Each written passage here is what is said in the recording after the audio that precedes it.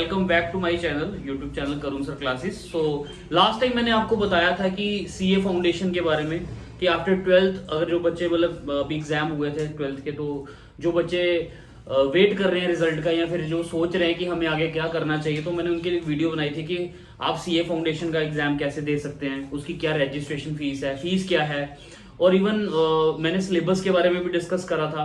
Total कितने exams होंगे, कौन सा पेपर डिस्क्रिप्टिव है, कौन सा एमसीक्यू बेस्ड पेपर है, उसके बारे में बताया था। तो आज एक नया सब्जेक्ट हम स्टार्ट करने वाले हैं जिसका नाम है, एंट्रेंस का ही पार्ट है, और उस पेपर का नाम होगा बिजनेस इकोनॉमिक्स। क्या नाम रहेगा? Business economics. ये बिजनेस वर्ड क्यों यूज हुआ है और इकोनॉमिक्स क्यों यूज हुआ है मैं आपको बता दूं। ग्रेड 11 में हमने इकोनॉमिक्स भी पढ़ी है और ग्रेड 11 में हमने बिजनेस स्टडीज भी पढ़ी है, 12th में भी सेम है ना। तो आईसी कैंपस ने क्या करा है, दोनों सब्जेक्ट्स को मर्ज कर एक सिंपल कंपाइंड पेपर बना दिया है। पॉइंट फॉलो कर लिया? दोनों सब्जेक्ट्स को कंपाइल करके एक सिंगल पेपर बना दिया 100 मार्क्स का। क्लियर? तो इसके सिलेबस के बारे में पहले जान लेते हैं कि हमने इसमें टॉपिक्स कौन कौन से पढ़ने हैं। तो जब हमें टॉपिक्स क्लियर हो जाएंगे तो हमें ये भी पता चल जाएगा कि ये टॉपिक हमने पहले पढ़ा है कि नहीं पढ़ा। जो नॉन कॉमर्स स्टूडेंट्स हैं जो इस वीडियो को देख रहे हैं, फॉर एग्जांपल जो नॉन मेडिकल मेडिकल से बच्चे हैं जो सीए करना चाहते हैं, उनके लिए भी मैं बता दूं कि कोई दिक्कत की बात नहीं है, ये पूरा का पूरा बेसिक्स ही है, कुछ एडवांस लेवल अभी कुछ नहीं मतलब आईसी कैंपस ने बोला पढ़ने के लिए।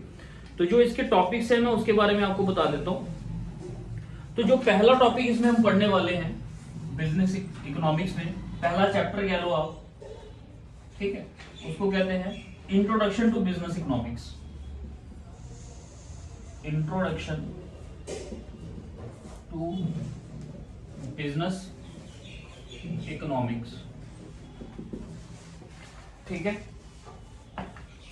चैप्टर सेकंड जो इसमें पढ़ना है हमने वो पढ़ना है theory of demand and supply. Third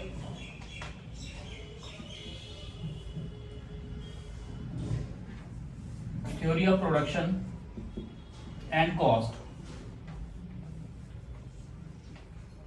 fourth पढ़ेंगे इसमें हम प्राइस डिटर्मिनेशन, डिफरेंट मार्केट्स।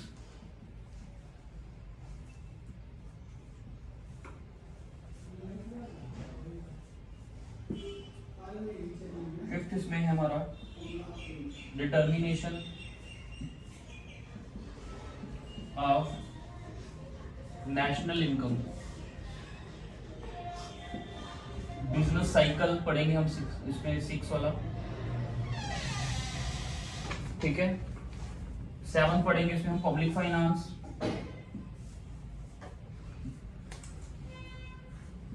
फिर पढ़ेंगे मनी मार्केट। अब आप क्लियर देख रहे हैं, जो कॉमर्स के बच्चे हैं इनको आप लोगों को पता ही बेटा, ये टॉपिक्स पहले इकोनॉमिक्स के शुरू हुए, नीचे किसके शुरू होने स्टार्ट हो गए, बिजनेस के टॉपिक स्टार्ट हो गए, ठीक है। 9th वाला टॉपिक ग्रेड 11 से उठाया गया है, international trade, chapter number 9 and 10 NCERT को फॉलो कर रहे हो अगर आप।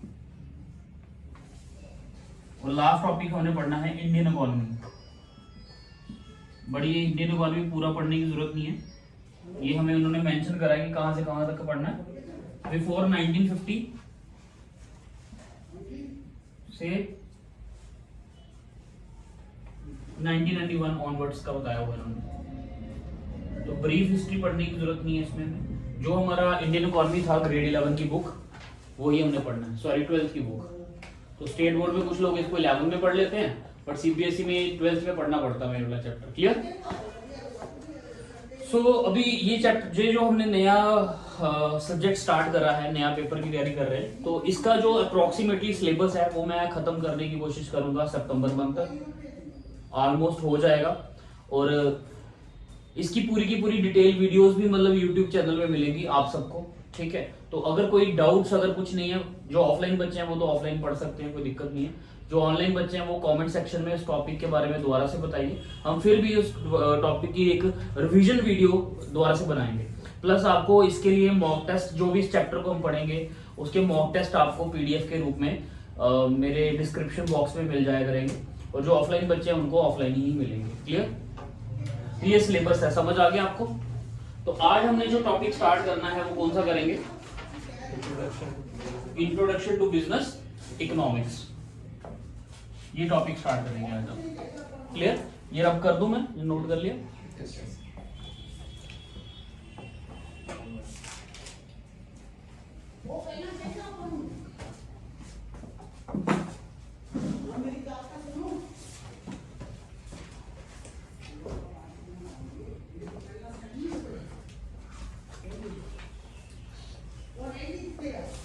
सो बेसिकली इंट्रोडक्शन में बात करते हैं इकोनॉमिक्स।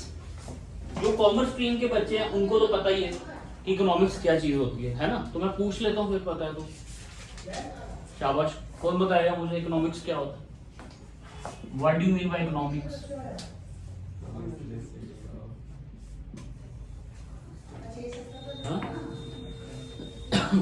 शाबाश। अभी पेपर दिए कि 5 साल पहले दिए थे? Economics is the study of market problems like what to produce, how to produce. हाँ एग्जैक्टली, सही बोला बिल्कुल आपने। और कोई बताना चाहे? एक्चुअली डिफरेंट डेफिनेशंस है जो अलग अलग ऑथर्स ने दी हैं। उसमें से एक छोटी सी डेफिनेशन जो मैंने सोचा है कि बहुत परफेक्ट बैठती है इकोनॉमिक्स के लिए, वो मैं आपको बता देता हूँ क्या है। Economics is a social science. Economics is a social science which studies the human behavior, like production, distribution and consumption। कह सकते हैं हम इसको? ठीक है, मैं इसकी डेफिनेशन लिख भी देता हूं यहाँ पे। Economics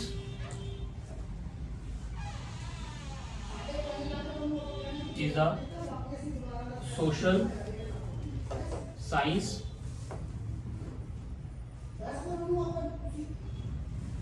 which studies human behavior for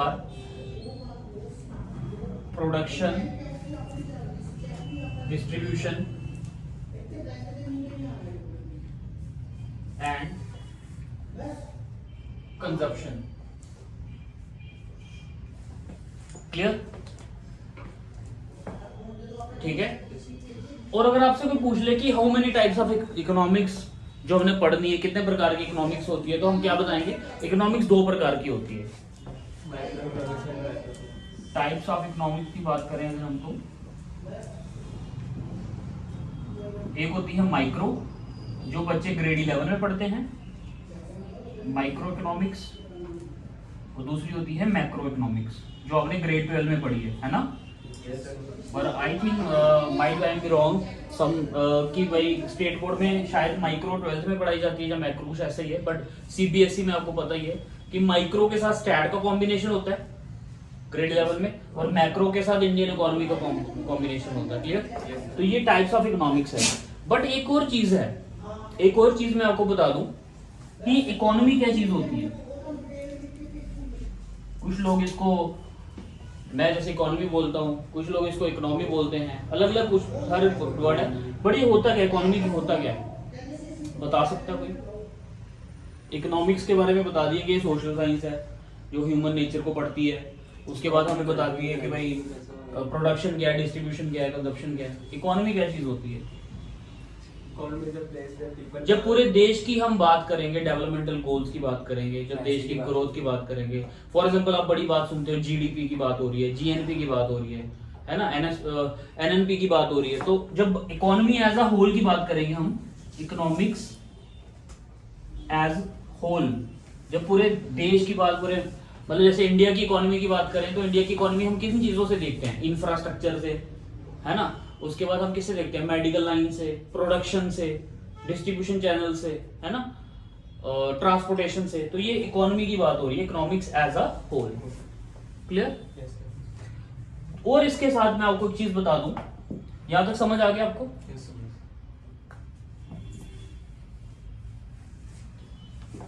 economics के बेसिकली जो इकोनॉमिक्स है, ये बहुत ज्यादा वाइड कॉन्सेप्ट है, ये कोई छोटा कॉन्सेप्ट नहीं है। अगर आप बात करेंगे किसी भी देश को चलाने के लिए, हमें इकोनॉमिक्स की पूरी मतलब अल्फाबेट्स हमें जो है उनकी पूरी नरेशंस पता होनी चाहिए कि भाई क्या है इकोनॉमिक्स का, ई क्या बोलता है, सी क्या बोलता है। तो मेरा जो पॉइंट है आपको इकोनॉमिक्स सिखाने का, कि इसमें बड़े सारे मल्टीपल ऑथर्स हैं, मल्टीपल क्रिटिसाइजर्स हैं, मल्टीपल मोटिवेटर्स हैं, बड़े सारे लोग हैं जिन्होंने अलग अलग डेफिनेशंस दी हैं। जैसे फादर ऑफ इकोनॉमिक्स किसको बोला जाता है? एडम स्मिथ को, बताया था मैंने आपको। तो इंडिया में ग्रैंड फादर ऑफ इकोनॉमिक्स किसको बोला जाता है? चाणक्य जी को, क्योंकि चाणक्य जी ने ही मतलब आपको पता मौर्य साम्राज्य की स्थापना करवाई थी और चंद्रगुप्त मौर्य के गुरु भी थे वो चाणक्य जी। तो ये इकोनॉमिक्स तब से मतलब काम कर रही है।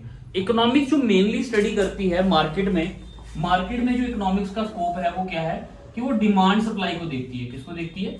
डिमांड एंड सप्लाई को देखती है। ठीक है, इकोनॉमिक्स हमें हेल्प करती है इन्फ्लेशन डिफ्लेशन में, इन्फ्लेशन एंड डिफ्लेशन में हेल्प करती है, प्राइस डिटर्मिनेशन में हेल्प करती है, इलास्टिसिटी ऑफ डिमांड पढ़ा होगा कभी आपने इसके बारे में, elasticity of demand and supply के बारे में बताती है। ठीक है, उसके बाद एडी एंड एएस के बारे में बताती है, aggregate demand equal to aggregate supply. इसी को इकोनॉमी बोलते हैं, मेनली टर्म यूज किया जाता है एडी इक्वल टू एएस को हम इकोनॉमी की बात करते हैं। क्लियर? तो इकोनॉमिक्स एक बहुत वास्ट कॉन्सेप्ट है। जैसे एडम स्मिथ फादर बोला जाता है, फिर उसके बाद रॉबिन आया, मार्शल आया, फिर मैं आ गया, फिर मेरे बाद अंकुश आ जाएगा, फिर फरहाद आ जाएगा, तो डेफिनेशनें बदलती जाएंगी। पॉइंट फॉलो कर रहे हो? तो अलग अलग क्रिटिसाइजर्स आएंगे और अलग अलग डेफिनेशंस आती जाएंगी। तो इकोनॉमिक्स की कोई पर्टिकुलर डेफिनेशन नहीं है अभी तक, मैं आपको ये बताना चाहता हूँ। अगर आपको कोई पूछेगा कि इकोनॉमिक्स की कोई पर्टिकुलर डेफिनेशन क्या है, तो आप उसको नहीं बता सकते, क्योंकि इकोनॉमी एज अ होल अगर देखें तो बहुत बड़ा टॉपिक है और देश की सबसे बड़ी आज की जो करंट खराब सिचुएशंस चलती हैं या देश की बात जब करते हैं तो किसके ऊपर करते हैं? हम इकोनॉमिक्स के ऊपर ही करते हैं। इवन मैंने आपको लास्ट लेक्चर में अकाउंटिंग और इकोनॉमिक्स के रिलेशनशिप के बारे में बताया कि इकोनॉमिक्स जो है वो रैशनल डिसीजन मेकिंग में हेल्प करती है। किसके लिए? देश के लिए। देश के लिए अगर कोई रैशनल डिसीजन मेकिंग करनी है तो हमें किसकी? डेटा की जरूरत पड़ती है, और वो डेटा कौन प्रोवाइड करती है? हमें इकोनॉमिक्स करती है। क्लियर? और अकाउंटिंग जो है वो पर्टिकुलर एंटरप्राइज के क्या बनाती है? अकाउंट्स बनाती है, और वो हमें डेटा प्रोवाइड करती है, अकाउंटिंग इन्फॉर्मेशन प्रोवाइड करती है। किसके लिए? ताकि जो इन्वेस्टर्स हैं, सप्लायर हैं, यूजर ऑफ अकाउंटिंग है, उनको हम रेलिवेंट डेटा देकर उनको हम हेल्प कर पाए कि हमारे बिजनेस की करंट पोजीशन और इनकम क्या है। आगे समझ बात? तो फिलहाल हम इकोनॉमिक्स पढ़ रहे हैं, बिजनेस इकोनॉमिक्स पढ़ रहे हैं, तो उसी के कॉन्सेप्ट पे बात करेंगे। समझ आ गया आपको? Yes sir. ठीक है। अब बेसिकली जैसे इन्होंने एक एग्जांपल बोली है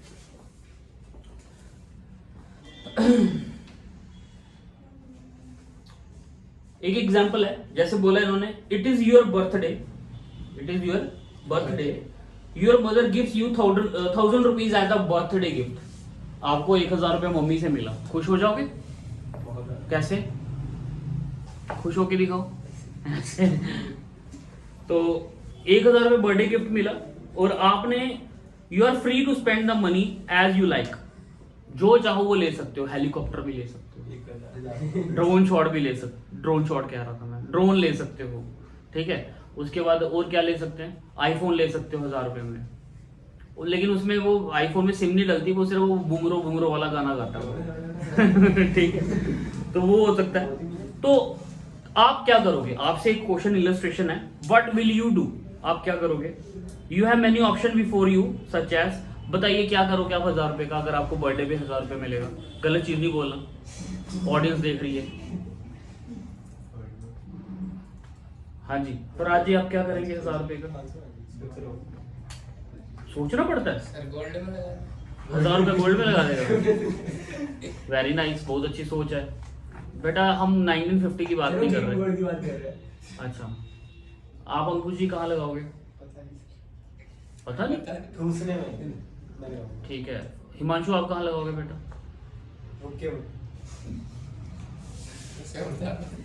हाँ जी, हुक्के शुक्के में नहीं लगाना। हाँ, जतिन जी आप? सर दोस्तों के साथ पार्टी में। वाह, कौन सा? चंडीगढ़ सेक्टर 26? वो देखा जाएगा। हाँ। जतिन जी आप क्या करोगे? सेव करोगे, वेरी गुड। साइकिल लगाएगा? साइकिल, हाँ, नितिन की साइकिल खराब है तो उसको 800 रुपये की जरूरत है। तो मेरी सबसे अपील है कि मैं इधर डोनेशन के लिए एक नंबर दे दूंगा, तो प्लीज आप सबको डोनेट कीजिए सभी 10-10 रुपये, ताकि हम नितिन की साइकिल ठीक करा सकें। रितेश आप क्या करोगे बेटा? कुछ खरीद लूंगा अपने लिए। वेरी गुड, मतलब कुछ भी कर सकते हो। बड़े सारे ऑप्शंस हैं और हर एक बंदे का ओपिनियन अलग अलग होता है कि हमें जो पैसे मिलेंगे हम अलग अलग चीज करेंगे। ठीक है, कुछ लोग डोनेशन करते हैं, कुछ लोग सेविंग करते हैं, कुछ पार्टी कर लेते हैं। गरीब हम लोग ही हैं, हमें बांट दो, है ना। जैसे ऑप्शन 1 लिखा है कि आप पार्टी कर सकते हो दोस्तों के साथ, आप अपने लिए ड्रेस खरीद सकते हो, आप मूवी जा सकते हो, आप कोई रेस्टोरेंट में मतलब अपनी चॉइस से खाना खा सकते हो, आप अपने लिए कोई किताब खरीद सकते हो और जो पैसा बचे उसको सेव भी कर सकते हो। ठीक है, ये 1000 रुपए में सब कुछ नहीं कर सकते, अलग अलग ऑप्शन है। ठीक है, सो इन सब चीजों से आपने क्या नोटिस करा? आप कोई बता सकता है क्या? आपके ओपिनियन क्या है इससे? क्या नोटिस किया आपने? सब में एक्सपेंडिचर हो रहा है, सब में खर्चा हो रहा है। सब में खर्चा हो रहा है। एक चीज इन्होंने इसमें बोली है कि हम मानते हैं कि 1000 रुपए बहुत कम है अपनी डिजायर्स को पूरा करने के लिए, लेकिन हम एटलीस्ट अपने डिजायर्स में कुछ जो ऐसी डिजायर्स हैं जो हमारी प्रायोरिटी लिस्ट में नहीं थी, हम उनको तो अचीव कर सकते हैं कि नहीं कर सकते? क्लियर? हम चाहते हैं, हम मानते हैं कि ह्यूमन वांट्स को सेटिस्फाई नहीं किया जा सकता, लेकिन एट द एंड जो हमारी प्रायोरिटी लिस्ट से बाहर की जो वांट्स हैं हम उनको सेटिस्फाई कर सकते हैं। इट कहने का मतलब क्या हो गया कि जो हमारे पास लिमिटेड रिसोर्सेज हैं हम उसके अकॉर्डिंगली अपने आप को क्या कर सकते हैं, रिसोर्सेज को एलोकेट करके अपनी नीड सेटिस्फाई कर सकते हैं। क्या कर सकते हैं? तो इकोनॉमिक्स हमें इस चीज में भी हेल्प करती है कि हमारे पास जो स्केयर्स रिसोर्सेज हैं, स्केयर्स को बोलते हैं लिमिटेड रिसोर्सेज हैं, हम उसको अच्छे से यूज करके अपनी मतलब सेटिस्फेक्शन लेवल को हासिल कर सकते हैं। क्लियर? यहां से समझ आ गया आपको? Yes sir.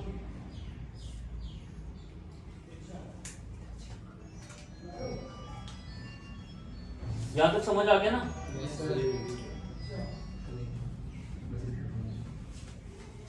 तो डेफिनेशन मैंने आपको लिखवा दी। अब हम इसके बाद पढ़ने वाले हैं नेचर ऑफ बिजनेस इकोनॉमिक्स। क्या पढ़ने वाले हैं? Nature of business economics.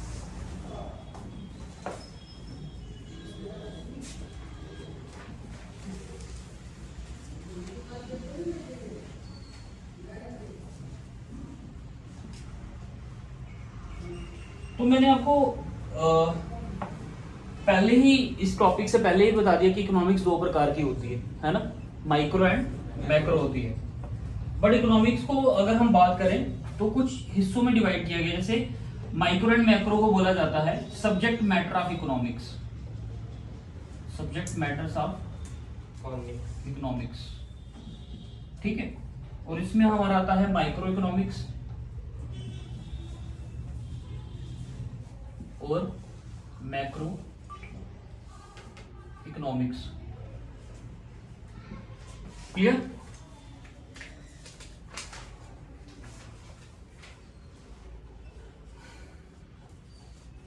तो चलिए इसके बारे में पढ़ते हैं पहले हम। माइक्रो इकोनॉमिक्स क्या होता है और मैक्रो इकोनॉमिक्स क्या होता है। मैक्रो इकोनॉमिक्स में बात हम करते हैं इंडिविजुअल प्रोड्यूसर की, इंडिविजुअल कस्टमर की, मतलब इंडिविजुअल्स की बात होती है। किसकी बात होती है इसमें? इंडिविजुअल की। जिसमें हम बात करेंगे प्रोडक्ट प्राइस क्या होना चाहिए, इकोनॉमिक्स हमें सिखाती है। कंज्यूमर का बिहेवियर कैसा है, बिहेवियर मतलब ये नहीं कि दुकान पे आके बदतमीजी करेगा, ऐसा नहीं है। कंज्यूमर बिहेवियर का मतलब कि उसकी परचेजिंग पावर क्या है, कस्टमर का टेस्ट एंड प्रेफरेंस क्या है, ये उसके बिहेवियर में आता है। क्लियर? फैक्टर प्राइसिंग, जो हम प्राइस रख रहे हैं प्रोडक्ट का, उसके पीछे फैक्टर कौन से इन्वॉल्व है, हमारी कॉस्ट कितनी लगी है, हमारी फिक्स कॉस्ट कितनी है, हमारी वेरिएबल कॉस्ट कितनी है। उसके बाद हाँ, economic condition of the section of the people, मतलब इकोनॉमिक कंडीशन कैसी है वहां की। अगर जैसे फॉर एग्जाम्पल हम चंडीगढ़ के जिस सेक्टर में रह रहे हैं वहां के लोगों की परचेजिंग पावर कैसी है, और वहाँ मतलब अगर हम कोई पॉश एरिया में मेट्रो में रह रहे हैं कि सिटी में, तो वहां के लोगों की परचेजिंग पावर कैसी है, ये डिपेंड करता है। बिहेवियर ऑफ द फर्म, जो फर्म्स हैं उनका बिहेवियर कैसा है। लोकेशन ऑफ द इंडस्ट्री, ये बड़ी मैटर करती है। तो देखो जितने भी हमने पॉइंट्स पढ़े ये थोड़ा सा रेलिवेंट मटेरियल भी है बिजनेस के साथ। जब हम पढ़ते हैं कि टाइप्स ऑफ बिजनेस, तो उसमें आता है ना हमारा स्मॉल बिजनेस, लार्ज बिजनेस, तो उसमें nature, size, location, transportation, raw material ये पढ़ते हैं नहीं। तो ये अब ये जो हम बिजनेस इकोनॉमिक्स पढ़ रहे हैं इसमें इकोनॉमिक्स और बिजनेस का कॉम्बिनेशन है, तो हमने इन दोनों को साथ लेके चलना है। अगर हम प्योर इकोनॉमिक्स की बात करें तो कॉन्सेप्ट थोड़ा डिफरेंट चला जाएगा, बट अगर हम बिजनेस इकोनॉमिक्स की बात करेंगे तो इसमें हम वही पढ़ेंगे जो सिर्फ बेचने और खरीदने में हेल्प करे। क्लियर? और मैक्रो इकोनॉमिक की बात करें तो इकोनॉमिक इसको क्या बोलते हैं, इसको ओवरऑल इकोनॉमिक फिनोमिना बोला जाता है, ओवरऑल इकोनॉमिक फिनोमिना या फिर इकोनॉमी एज अ होल, जो मैंने आपको ऑलरेडी बताया। क्लियर? ठीक है। और इसमें हम क्या पढ़ते हैं? सबसे पहला टॉपिक मैक्रो का क्या पढ़ा था हमने? National income. क्या पढ़ा था? अगर मैक्रो की बात करें तो उसमें हमने नेशनल इनकम पढ़ा था, फिर उसके एग्रीगेट्स पढ़े थे, है ना? नेशनल इनकम क्या होती है, उसके एग्रीगेट्स क्या होते हैं। उसके बाद इसमें हम पढ़ेंगे journal price level and interest rate, journal price level and interest.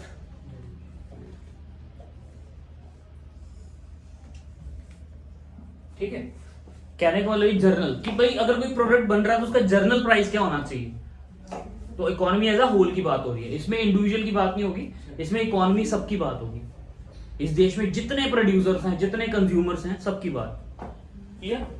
उसके बाद आता है हमारा, आपने ये भी पढ़ा होगा, बीओटी वाला, balance of trade, balance of payments, BOT and BOP. इसके बारे में पढ़ा था हमने ग्रेड 12 में, दोबारा डिस्कशन करेंगे इसके ऊपर हम। एक्सटर्नल वैल्यू ऑफ करेंसी, जिसको हम फॉरेन एक्सचेंज पढ़ा हमने, पढ़ा ना? Foreign exchange. ठीक है। और सेविंग एंड इन्वेस्टमेंट फंक्शन, ये भी पढ़ा। Yes sir. Saving and investment functions. ठीक है। देन उसके बाद इसमें पढ़ेंगे employment and rate of economic growth, employment and rate of economic growth. ठीक है।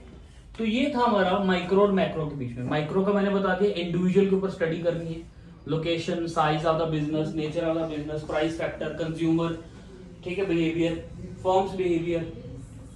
तो वो था सारा का सारा माइक्रो में। मैं लिख भी सकता हूँ, इसके ऊपर कोई दिक्कत नहीं है। नेचर ऑफ बिजनेस,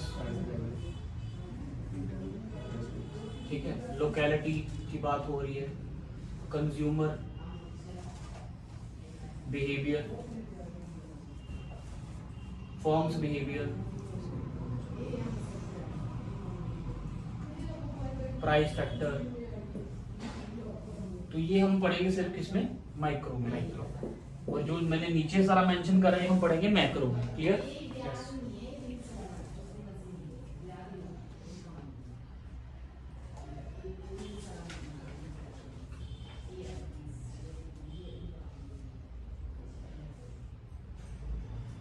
हाँ जी, नोट कर लिया आपने?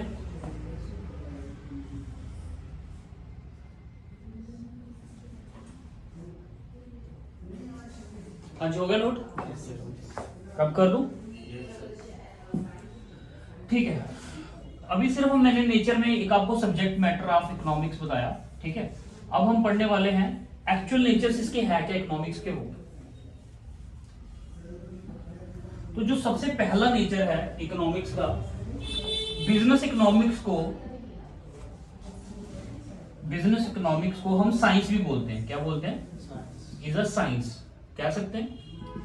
जैसे मैथ्स है, स्टैटिस्टिक्स है, ठीक है, उसके बाद हमारा इलेक्ट्रोमेट्रिक्स है, तो वैसे ही हमारा जो बिजनेस इकोनॉमिक्स है जी हमें स्पेशलाइज्ड नॉलेज प्रोवाइड करता है, जिसकी वजह से हम एनालिसिस कर पाते हैं कि भाई हमें इस पर्टिकुलर एंटरप्राइज के लिए या इस पर्टिकुलर बिजनेस के लिए क्या स्टेप्स लेने हैं, हमें इस बिजनेस को कैसे करना है, हमें इसके फंड्स को कैसे जनरेट करना है, इसकी प्राइस लेवल कैसे सेट करना है, कस्टमर कौन सा हमारे बिजनेस में आ सकता है, किस सेगमेंट को हमने टारगेट एरिया, मतलब हमारा मार्केट टारगेट एरिया क्या है, हमारी मार्केट रिसर्च क्या है, हम जो प्रोडक्ट बेचेंगे क्या वो कस्टमर के food and taste and preference के अकॉर्डिंगली बना है कि नहीं बना है। क्लियर? तो पहला पॉइंट क्या है? Business economics is a science. It is a specialised body of knowledge which provides specialized research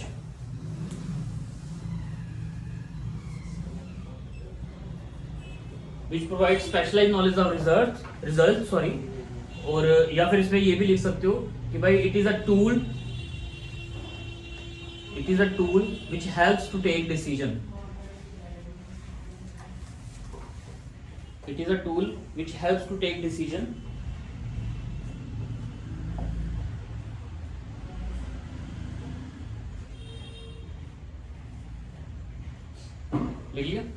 for achieving the organisational objectives, that's it.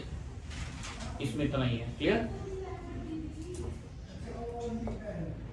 Next point जो है इसमें हमारा वो है based on micro economics, based on micro economics. तो based on अगर economic बात करें, एक माइक्रो इकोनॉमिक्स की, तो माइक्रो इकोनॉमिक्स हमें एक ऐसी टेक्निक प्रोवाइड करेगी जिससे हम बिजनेस का लॉन्ग टर्म सर्वाइवल कर सकते हैं और बिजनेस को प्रॉफिटेबल बना सकते हैं। आई समझ में? बिजनेस इकोनॉमिक्स की बात करें अगर हम उसमें, वो अगर माइक्रो इकोनॉमिक्स पे बेस्ड करती है तो वो क्या हेल्प करेगी हमें, एक तो लॉन्ग टर्म बिजनेस को चलाने में हेल्प करेगी, बिजनेस का सर्वाइवल बनाएगी, प्लस बिजनेस को प्रॉफिटेबल बनाएगी। ठीक है, मैं इसका की नोट लिख देता हूं यहाँ पे, long term, long run business growth and survival and profitable. ठीक है, ये आ गया हमारा, क्लियर।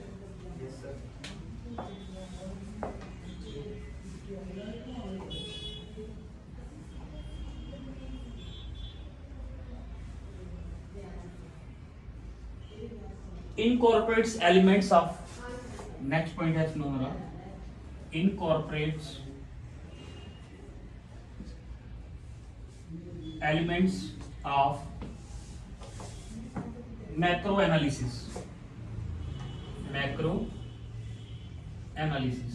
ये नेचर पढ़ रहे हैं बेटा भी हम, ठीक है। Yes sir. तो इसमें अगर बात करें हम, जो बेसिक पढ़ने वाली बात है, एक तो हमें ये हेल्प करेगा ये पॉइंट ये बताने की कि लेवल ऑफ एम्प्लॉयमेंट क्या है, journal price level of the product क्या है, ठीक है। उसके बाद हमारी इनकम क्या है, हमने वेजेस कितने देने हैं, प्राइस की बात कर दी मैंने, इंडस्ट्रीज किस सेगमेंट की है, रेगुलेशन ऑफ मोनोपोलीज क्या है, ये सब चीजें हमें इसमें पता चलेंगी। Level of employment, wages, price, income, point follow कर रहे हो, इंडस्ट्रीज, सेगमेंट ऑफ इंडस्ट्रीज, वो सारा कौन कवर करेगा, इनकॉर्पोरेट्स एलिमेंट। क्लियर। इनकॉर्पोरेट का मतलब क्या होता है, जब कंपनी कॉर्पोरेट होती है in the eyes of law, और उसके बाद लाइसेंस मिलता है, उसको काम करने की इजाजत जो मिलती है उसको क्या बोलते हैं हम, इनकॉर्पोरेशन। समझ आ गई बात। जब किसी कंपनी को करने, कुछ काम स्टार्ट करने की इजाजत मिल जाती है ना, उसको इनकॉर्पोरेशन बोला जाता है। क्लियर। जो नेक्स्ट पॉइंट है इसमें वो है business economics is also an art, it is also an art। क्या मतलब है इसका आर्ट का, आर्ट तो पहले होता है हुनर या फिर skills which helps to earn for our survival. Clear. तो बट इन्होंने जो बोला है वो ये बोला है कि ये एक प्रैक्टिकल एप्लीकेशन है रूल्स एंड प्रिंसिपल्स की, जो हमें ऑब्जेक्टिव्स अचीव करने में हेल्प करती है। It is a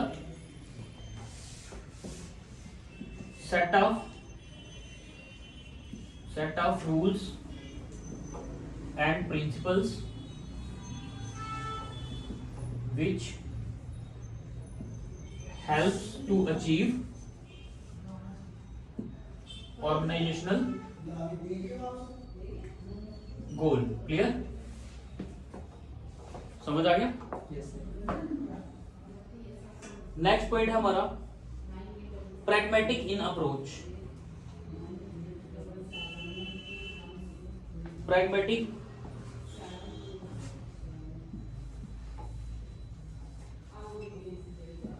in approach। बेटा ऊपर वाला समझ आ गया सारा? Yes sir. ठीक है। pragmatic in approach का मतलब क्या हुआ कि जैसे बिजनेस इकोनॉमिक्स का सबसे बड़ा जो फंडामेंटल है, जो सबसे बड़ी हेल्प है, वो क्या है कि जब भी कोई प्रैक्टिकल प्रॉब्लम आती है, रियल लाइफ में कोई सिचुएशन ऐसी बन जाती है, उसको टैकल करने की जो सोल्यूशन है वो कौन देता है हमें, बिजनेस इकोनॉमिक्स देती है। क्लियर। बिजनेस इकोनॉमिक्स हमें प्रैक्टिकल प्रॉब्लम को सॉल्व करने के लिए, टैकल करने के लिए सोल्यूशन प्रोवाइड करती है।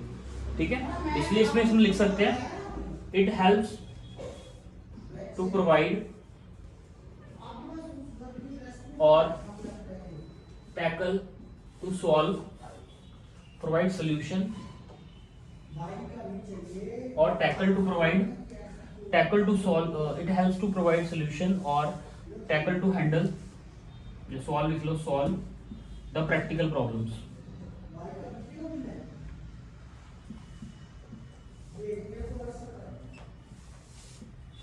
In business, ठीक है, ये लिख सकते हैं इसके ऊपर हम. It helps to provide solution or tackle to solve the practical problems in business.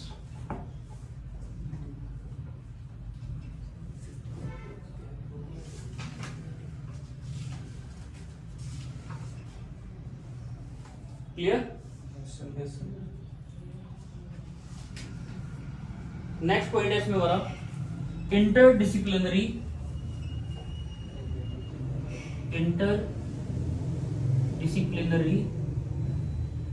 In nature. इसका क्या मतलब है भाई? इंटरडिसिप्लिनरी इन नेचर,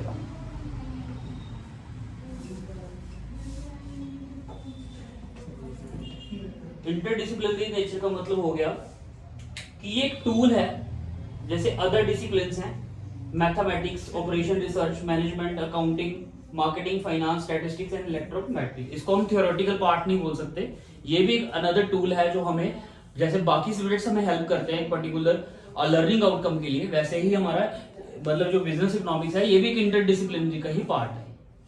ठीक है, जैसे मैथमेटिक्स है, अकाउंट्स है, वैसा ही क्या है, बिजनेस इकोनॉमिक्स है. समझ आ गई बात? लास्ट पॉइंट है इसमें normative in nature. Last point क्या है? Normative in nature. नॉर्मेटिव जो वर्ड बना है वो नॉर्मल से बना है. ये समझ सकते हो आप क्या हो सकता है? इसको हम बोल सकते हैं कि जो बिजनेस इकोनॉमिक्स है ये हमेशा पॉजिटिव और नॉर्मल रहती है. ये क्या रह सकती है? पॉजिटिव और नॉर्मल इन नेचर है. क्लियर? इसमें मतलब कोई भी किसी प्रकार की नेगेटिव एस्पेक्ट्स को हम कंसीडर नहीं करते, क्योंकि ये सोल्यूशन प्रोवाइड कर रही है, टैकल कर रही है, तो फिर ये नेगेटिविटी कैसे मतलब बताएगी बिजनेस में. क्लियर? तो ये जो प्रॉब्लम है, करंट प्रॉब्लम्स हैं, उनको टैकल करने का सोल्यूशन प्रोवाइड करती है. क्लियर? और ना ही ये कोई किसी प्रकार की जजमेंट वैल्यू में इन्वॉल्व है. मतलब जैसे कोई जजमेंट देता है कि भाई फैसला सुना देना, वो नहीं है. ये प्रॉब्लम को समझेगी, उसको ठीक करेगी, ना कि उसके ऊपर जजमेंट देगी. So it is not a part of a value of any judgement. ये लिख सकते हो इसमें. Clear? So this is all about introduction of business economics. उसके बाद हमने नेचर पढ़ा, सब्जेक्ट मैटर ऑफ इकोनॉमिक्स पढ़ा, और कुछ नेचर्स थे जो डिस्कस करे. कितने पॉइंट थे टोटल? 7. सॉरी, गिनती खराब हो गई यहाँ पे, कोई बात नहीं. 7 पॉइंट है टोटल हमारे. तो इसके बाद जो आपका लास्ट टॉपिक है इस चैप्टर का, इस यूनिट का, वो है स्कोप ऑफ बिजनेस इकोनॉमिक्स. ये हम कल करेंगे और आपका फर्स्ट चैप्टर कंप्लीट हो जाएगा. Clear? So thank you so much. Video अच्छी लगी तो लाइक, शेयर, सब्सक्राइब.